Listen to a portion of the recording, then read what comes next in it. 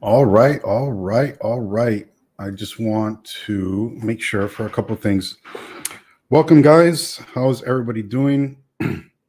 Just want to make sure that I am good with audio because I am notorious for going live and my audio is all screwed up. So I just want to make sure I am good right now, guys. Yes, I am live. And let me see here.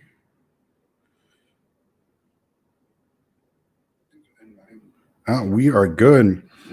All right, guys. How is everybody doing? I'm actually trying to stream this on a couple of different platforms right now, just to kind of see how it all goes. Um, so I'm actually streaming on my Facebook profile for the first time. I very rarely ever go on my Facebook profile, but I'm also streaming to YouTube as well and see how that does. But yeah, guys, I have a very very cool topic. It's a very controversial topic that I want to talk about here because it's definitely an area where a lot of people there's a lot of pushback when it comes to this particular topic, and kind of want to share with you guys a particular story on on this because when you guys talk about metrics a lot of the times and um a lot of business owners, a lot of people that are in the arena of trying to validate a specific metric, um you get a lot of pushback. And I think a lot of people too, what ends up happening is that like media buyers or marketers as a whole don't educate their clients or don't educate the people that they work with and promise them specific kinds of metrics that is kind of hard to come by, right? And these metrics are, CPCs, call per book call, cost per lead. These particular metrics are very hard as a, kind of considering them as a Bible, like the metric that you need to go by. These are sometimes metrics that people utilize, and hey, you're going to get this many, this much pay because you met this metric, and the more leads or the more book calls that you put within that metric, the more you're going to get paid. And that's great, but at the end of the day, um, as a media buyer, as a marketer, you're here to make them money, not to here to meet specific metrics. So I'll tell you a story in particular of like what I was doing um, for a company, and I'm not going to say the name just for privacy reasons. But um, when I had joined the particular company, they were very harped on, hey, your bonus structure is going to be tingent on you hitting this specific metric. Um, and it was a cost per book call metric that they were really really leaning on. And when I went into it, I'm like, yeah, I could get down to it. But I knew what my overarching um, goal was. My overarching goal was not to meet those metrics like any marketer would or any media buyer would. It's like, yeah, I could get you $1 leads. Okay, cool, sweet. You got $1 leads, right? But I'm still losing money at the end of the day. So when push came to shove, and I started making real money for the business, they were like, well, you didn't meet the metrics, you didn't hit the KPIs. And I'm like, that's great.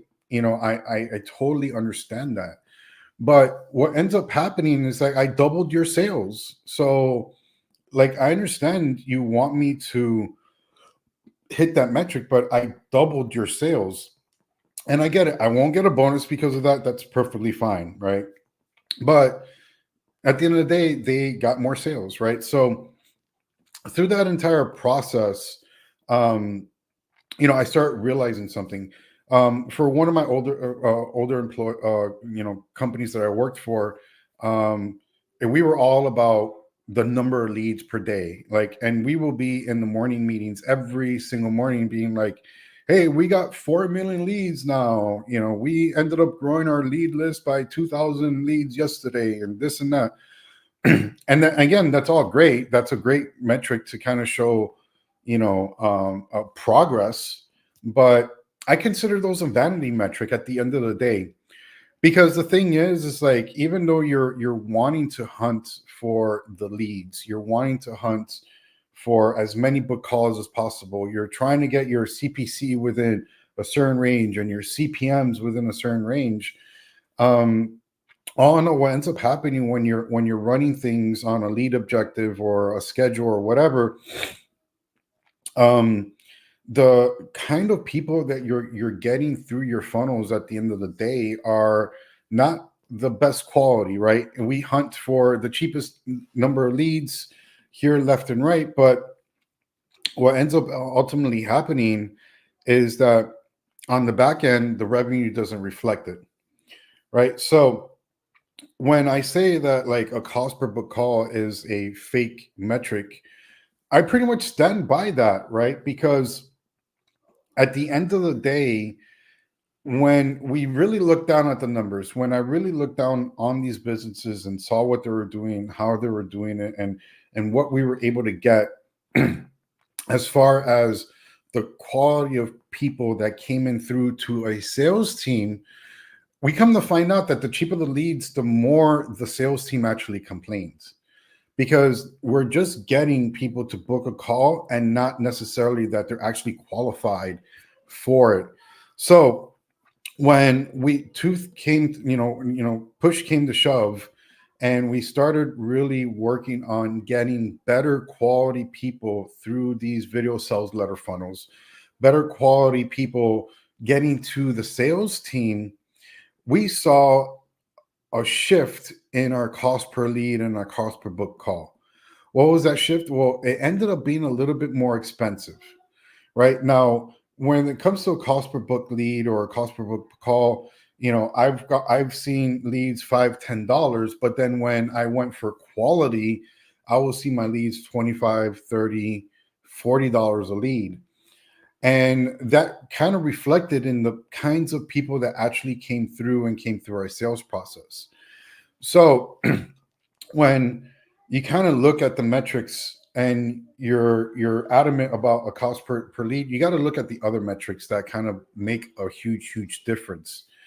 And a lot of metrics, especially when it comes to a sales cycle, a book call cycle, everything that's involved with that, what really is really important as far as the metrics is concerned is what we call an LTV to CAC, which is lifetime value of a customer and cost to acquire a customer. And those two metrics are the bloodline for your business.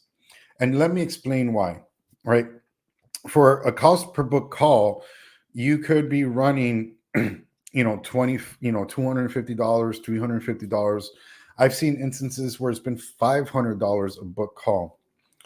But the thing is like, maybe the cost to acquire that customer is really maybe $750 to $1,000, but your ticket for that particular product is $10,000, $15,000, right? And I'm just saying this hypothetically; these aren't actual numbers, but I'm just saying it as reference. So when you get your cost to acquire a customer in the thousands, and your product is like $10,000, your lifetime value of a customer is 10, and then that means your cost to acquire a customer is at 1,000. So that means I can ramp up my spend in order to get up to that, because I know I'm in a safe zone. I know that my LTV, my lifetime value of that customer, is exponentially more than what I'm spending to acquire the customer. So that means that I could even go up to spending, $2,500 to $5,000 to acquire a customer, and I could still be profitable. Now, what's involved in those two metrics, right? And it takes a little bit more than just your ad spend and everything like that. Your cost to acquire a customer, the metric that holds into that a lot is your ad spend. What was the commission for the sales team? Was there any affiliate dollars attached to it? What was the overhead in order to get that person through? The cost of your assets and everything else like that that you currently have, right? So a lot goes into the metric of cost to acquire a customer. Now your LTV is the average of somebody staying for you. So like let's say in today's world, a lot of people are in the MRR world, right? They're trying to get that monthly recurring. And I think that um everything's moving towards that because it's constantly consistent revenue. But now you have to consider, okay, well, what's my LTV of that customer? Well, that customer on an average stays on for 6 months. So that means that I would technically be getting $6,000 off of that person if I'm doing a 997 monthly recurring thing, right? So now you get your average of all the customers, how long they stayed, and now you have your LTV. Now those two numbers both really equate to the biggest needle movers inside of your business. Now, when you compare that to a cost per book call, that's great. I'm getting the cheapest cost per book call, but your LTV to CAC ratio may be much shorter. It may be costing you to get those customers versus you actually getting in profit to get those customers, right? So you want to be able to rely on another metric like that in order for you to be able to grow, right? So when I say your cost per book call is a fake metric, that's literally what I mean, because you can't fully rely on that particular metric in order for you to be able to scale your company and see how well you're doing. Now, it is a great guide of what's going on, but now you'll know it's like, hey, I'm going to get very, very bad prospects if I spend $150 per book call, but I'm going to get amazing prospects when I do a $350 per book call. Now, what do you do in order to get more qualified people in through that funnel, so that you can actually get, have the hire, but also get the people onto the sales call that are going to actually purchase, right? Because I think that's a lot of things, and especially in today's world, a lot of people are met with, I'm trying to get my book call to $150, but then everybody that comes to my funnel is complete garbage, and I'm losing money, right? And people think that the lower their cost per book call is, the better. Well, it's actually the opposite, right? So what ends up happening in order for you to get better qualified people is a couple of different factors, right? One is on the ad side. One, you have to make sure that your offer really is designated to the people that you consider your ideal clients, right? So like you want to be able to qualify on the ad side as much as possible.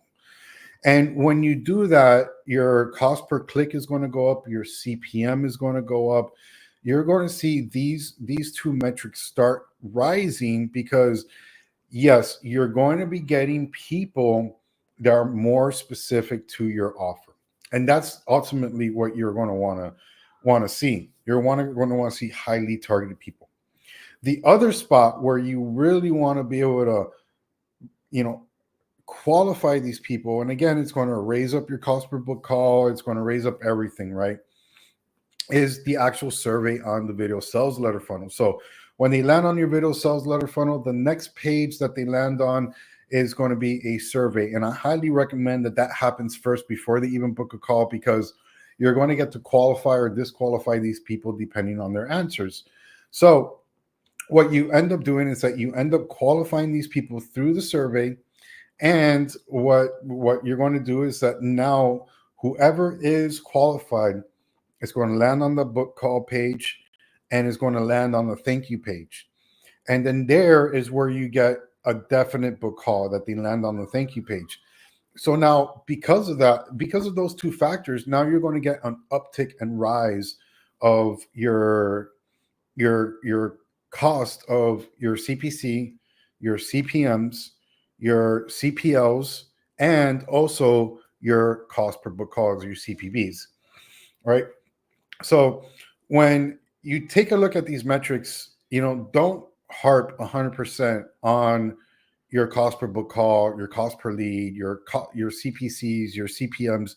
You want to be able to consider them as a guideline, but not as your Bible. So when you as a marketer or you as a business owner are looking at these things and you want to be able to get down to a specific cost per lead or a cost per book call, you really want to really evaluate what's kind of going on with the particular funnel. And this particular instance, a lot of times has to do with video sales letter funnels, because that's where really the cost per book call really comes into play, and the quality of people coming through. If you're running this for a lead gen, man, the cheaper the leads, the better. That's fine. Again, I still will harp on quality. I will still have a higher cost per lead because I want to make sure quality is coming through. And the same thing with your purchases, right? Like, you want to be able to make sure that the best quality people are coming through. And that's why I like a purchase objective so much more, because people are paying with their wallets, and makes them a qualified buyer just by doing that. Even if you're doing a $7 thing or a $4.95 thing or a $97 thing up in front, they're still paying with their wallets, so they're highly more qualified. But when you're leaning to a lead objective or you're leaning to a book a call objective, you really want to make sure of the quality of the people that are coming through there. So I really want to share that with you guys, because I see a lot of posts out there like, hey, I got leads for this much, I got leads for that much. And at the end of the day, like, what's the quality that's come through there, right? And I think at the end of the day, all of us are in a point in this journey that we're in right now that it's become a lot more difficult for us to generate leads and generate revenue. But we do get a lot of tire kickers. We do get a lot of people that are just wasting our time, and we want to avoid that as much as possible, because everybody out there is in it for the win and wants to make sure that they're getting the people that they can properly serve into their VSLs and into a sales call. And people don't want to have their time wasted. They want to be able to make sure that they are able to help people, and qualifying people through this particular method is the best way to be able to do it. So with that said, guys, I hope you guys enjoyed this. I hope you guys got some value from this. I definitely think that this is something that you guys should really consider when you guys are doing your media buying, your video sales letter funnels, and everything in between, because it's really going to make a difference in how you conduct your ad spend and how you conduct your copy, your creatives, your funnels, everything like that.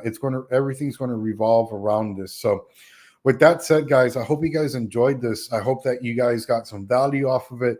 If you guys want to be able to talk, and see how I will be able to help you out in your particular business, then definitely make a comment down below. You could put a comment of fake, or probably that's not a good word to do, but I think fake is actually pretty good. So comment down below fake, and we'll actually be able to talk, see what's going on, and see how I will be able to help you out in fixing these problems with your video sales letter funnels, to make sure that you're getting better quality leads into your business, so that you're not being wasted with tire kickers at the end of the day. All right, guys, thank you so much. Love you all, and I will see you all later.